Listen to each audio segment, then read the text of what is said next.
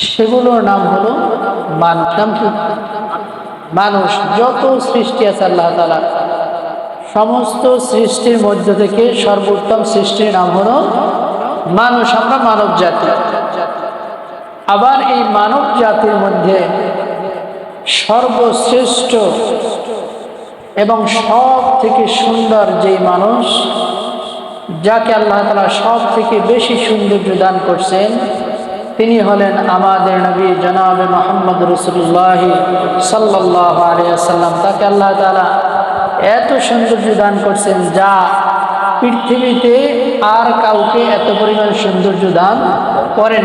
যদিও আমরা জানি হযরত ইউসুফ আলাইহিস সালামকে আল্লাহ তাআলা সৌন্দর্য দান করছেন, কিন্তু তাকে যে সৌন্দর্য দান করছেন সে তুলনায় আমার নবীকে আল্লাহ তাআলা যেই সৌন্দর্য দান করছেন তার তুলনায় হযরত ইউসুফ আলাইহিস সালামের সৌন্দর্য কিছুই না। বিধায় আমরা হুজুর পাক সাল্লাল্লাহু আলাইহি ওয়াসাল্লামের সৌন্দর্য কি আছে এই সম্পর্কে হাদিসে কি কি ভাষ্য আছে আমরা সেগুলোই শুনব। আল্লাহর হাবিব সাল্লাল্লাহু আলাইহি ওয়াসাল্লাম তার সৌন্দর্যের ব্যাপারে বর্ণনা করতেছেন।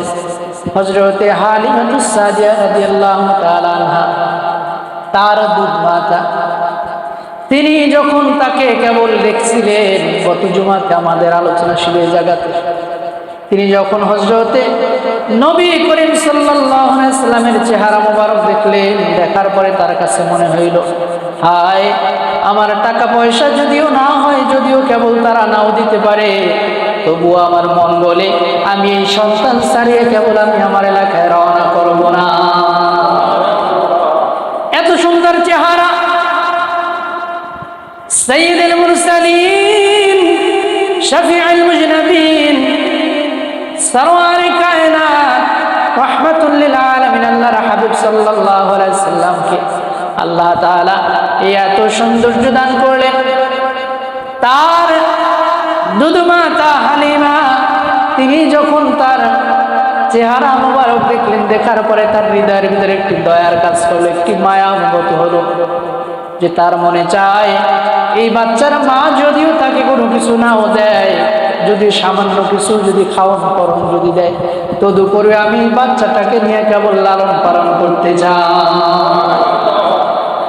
তিনি বাচ্চা নিয়ে রওনা করলেন। আল্লাহর হাবিব সাল্লাল্লাহু আলাইহি ওয়াসাল্লামের সৌন্দর্য এত।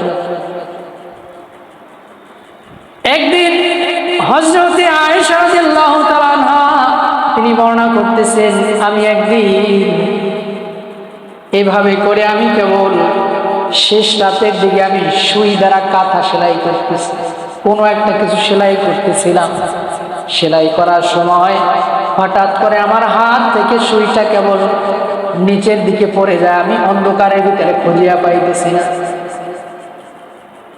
ইতিমধ্যে আল্লাহর হাবিব তিনি আমার সামনে তাশরীফ আনলেন, বিধায় তার চেহারার নূরের ঝলকানিতে, নূরের আলোতে আমি সেই যেই সুইটা আমার হাত থেকে নিচে পড়ে গিয়েছিল, আমি তার চেহারার আলোতে ওই সুইটাকে আবার কেবল আমি সেটাকে খুঁজে পাই।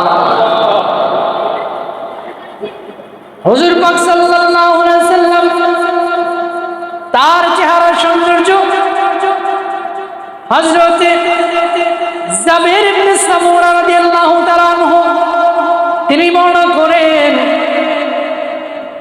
হুজুর পাক সাল্লাল্লাহু আলাইহি ওয়াসাল্লাম একদিন পূর্ণিমার রাতে বাহিরে তিনি যখন দণ্ডায়মান ছিলেন, হযরত জাবির ইবনে সামুরা রাদিয়াল্লাহু তাআলা আনহু বর্ণনা করেন যে আমি একবার পূর্ণিমার চাঁদের দিকে তাকাই, আবার আমি হুজুর পাক সাল্লাল্লাহু আলাইহি ওয়াসাল্লাম চেহারার দিকে তাকাই, আবার আমি চাঁদের দিকে তাকাই, আবার আমি চেহারার দিকে তাকাই।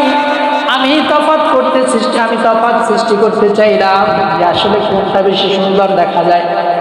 আল্লাহর হাবিব সাল্লাল্লাহু আলাইহি ওয়াসাল্লামের চেহারা মোবারকের দিকে তাকায় তখন সে বলতেছিল, আল্লাহর হাবিব সাল্লাল্লাহু আলাইহি ওয়াসাল্লামের চেহারার দিকে চেয়ে তখন ওই সাহাবী বলতেছিল,